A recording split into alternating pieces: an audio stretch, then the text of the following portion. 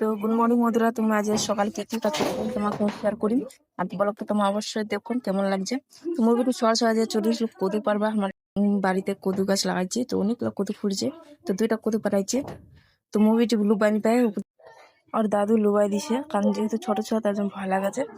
তো মুই এখন লাউলি এনে রান্না বান্না করে টরে চান টান করে পূজা পাঠ করে। তো মোর বন্ধুরা পূজা পাঠ করার কমপ্লিট একবারে। তার তোমাদের দেখো যে যেহেতু কলা কামলা হয়ে গেল, ভাত তার উপর কাজ করবা যাবা ভাবে টাইম হয়ে গেছে। তারপরে তো আমার চার ছক এখন ভাত খাচ্ছি, ভাত আর করে লিছি।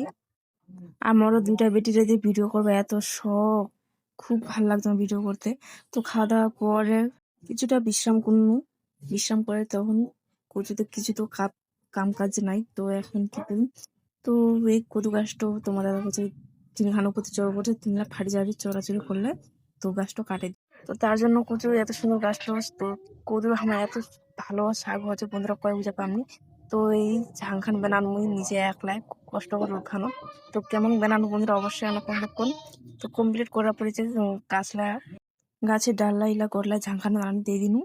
তো মোর দেখো কষ্টের ফল, এই যে দেখো কত সুন্দর লাগছে না। অবশ্য তোমাকে মনে করুন প্রথম লাইফে ফার্স্ট ঝাং বানানো এত সুন্দর করে নেয়, কেমন লাগে না অবশ্য মনে করুন।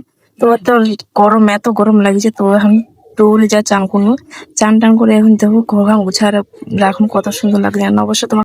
সবাই কমেন্ট করুন। তো বন্ধুরা তোমার সবাই পাশে থাকুন। তো টাটা সবাইকে।